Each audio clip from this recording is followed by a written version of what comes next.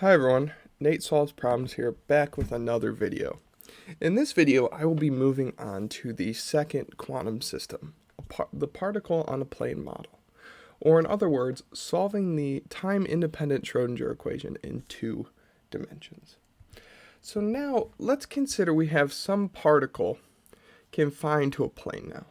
That plane has dimensions Lx by Ly. It's free to move in the x and y direction, but the walls have infinite potential, and there's no potential inside the box, or inside the plane. Similar to what was the conditions for the particle on a line model. So now we have to solve the Schrodinger equation again, but it has 2 dimensions. So now our Schrodinger equation is a function of 2 variables, x and y. And our Hamiltonian operator must reflect this as well. So looking again at what the Laplacian is, in this case, it's going to be the second partial with respect to x plus the second partial with respect to y. So considering that for a second, I'm going to take us in a different direction. Let's consider the motion in 2 dimensions of some object. It's moving with some velocity shown in the diagram on the left.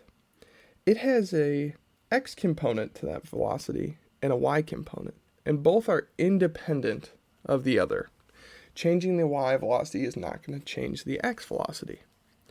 And the energy of that object, if we're just looking at its kinetic energy, is 1/2 mv squared, where v squared is vx squared plus vy squared. So the motion in the x direction and the motion in the y direction can be separated into that energy that corresponds to the movement in the x direction and the energy that corresponds to the movement in the y direction. So let's take this and apply it to our particle on a plane model. So setting up our Schrodinger equation, we have the Hamiltonian operator acting on our wave function, gives us back some constant, the eigenvalue for energy, and that wave function. Plugging in what we have this. Then, operating on the wave function, we have this as followed. Plugging in what we looked at for energy, because we know the movement in the energy in the x direction and the energy in the y, or the movement in the x and the movement in the y, are independent of one another and can be separated. Just like the wave function now can be separated into an x part and a y part, where the x part is a function of x only and the y part is a function of y only. So that wave function, so psi of x of y, equals phi of x times theta of y. So 2 independent functions, one that only depends on x and one that only depends on y. So we're going to replace our above expression with this and see what we have. So now we have this. So then the partial with respect to x only acts on the x part of the wave function, and the partial with respect to y only acts on the y part. So if we divide both sides by phi x theta y, we have this, which is one part that only depends on the x movement and one part that only depends on the y. So if we take this a step further, we can see that we can solve both of them separately, because the partial with respect to x doesn't care what the partial with respect to y is. It doesn't care what the partial with respect to, or the original function of y is. So really, you have the x component that you're solving for and the y component you're solving for, and you can solve them separately because that movement in each direction is independent of one another. So we can replace the del's with the infinitesimal d because that derivative is no longer a partial. It's only with respect to one variable. And if we do this in both equations, we should start to recognize these. If we multiply the top equation both sides by phi and the bottom equation both sides by theta, we have this and we have this, which should stand out. It's both 2 different particle on a line Schrodinger equations, and we can solve both of them.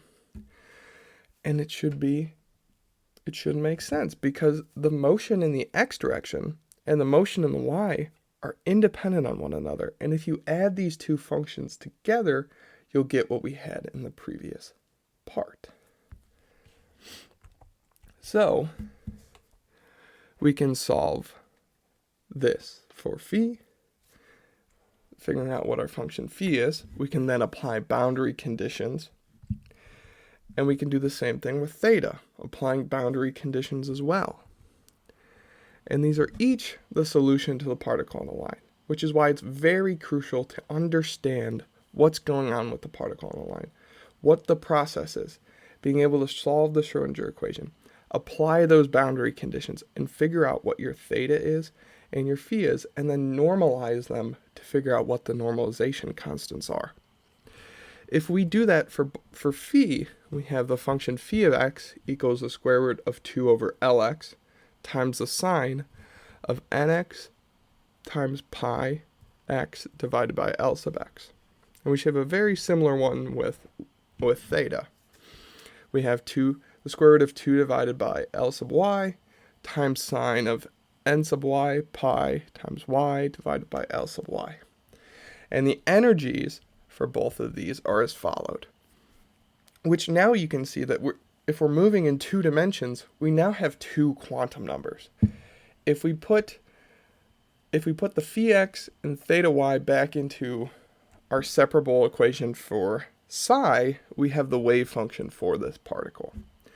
We have 2 divided by the square root of Lx times Ly times the sine of n sub x times pi times x divided by L sub x times sine of n sub y times pi y divided by L sub y. And the energy is just the sum of those 2 energies.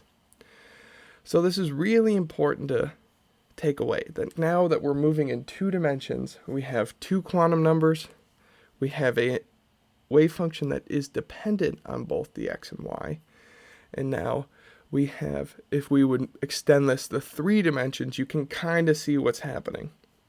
What you should expect is then 3 quantum numbers, a wave function that is dependent on x, y, and z.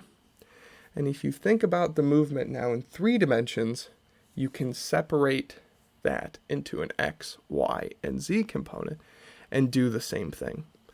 So keep a lookout for a video of mine on the particle in a box and on a specific in-depth look at the wave functions for the particle on a line and particle on a plane model.